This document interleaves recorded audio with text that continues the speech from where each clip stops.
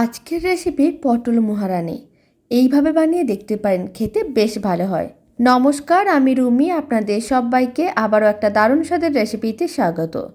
প্রথমে একটা কড়াইতে কিছুটা পরিমাণ তেল নিয়েছিলাম আর দিয়ে দিলাম খোসা ছাড়ানো পটল, আর অল্প করে সামনে ও পেছনে কেটে রেখেছিলাম। এবার অল্প হলুদ গুঁড়ো আর লবণ ছড়িয়ে পটলগুলোকে ভেজে নিতে হবে। এদিকে পেঁয়াজ, আদা, রসুন সমস্ত কিছু ভালো করে পেস্ট করে নিলাম। আর বেশ কয়েকটা কাজু বাদামও নিয়ে ভালো করে পেস্ট করে নিয়েছি। পটলগুলো ভাজা হয়ে গেছে, তুলে রেখে দিলাম। এবার যে পেঁয়াজ, আদা, রসুনটা পেস্ট করে নিয়েছিলাম সেই মশলাটা দিয়ে দিলাম। আর দিয়ে দিলাম লঙ্কার গুঁড়ো, হলুদ গুঁড়ো আর কিছুটা পরিমাণ টক দই, কাসুরি মেথি আর মশলা দিয়ে ভালো করে কষিয়ে নিতে হবে। তারপরে পটলগুলোকে দিয়ে নাড়াচাড়া করে নিয়েছিলাম। এবার কাজু বাদাম বাটাটাও দিয়ে দিলাম আর দিয়ে দিলাম বেশ কিছুটা পরিমাণ জল। স্বাদ অনুযায়ী লবণ, চিনি দিয়ে দিতে হবে। তারপর 3টে কাঁচা লঙ্কা দিয়ে দিলাম, অল্প একটু দিয়ে দিলাম ভাজা মশলার গুঁড়ো আর অল্প একটু গরম মশলার গুঁড়ো। তারপর বেশ কিছুক্ষণ রান্না করে নিলেই দারুণ স্বাদের পটল মহারানিটা রেডি।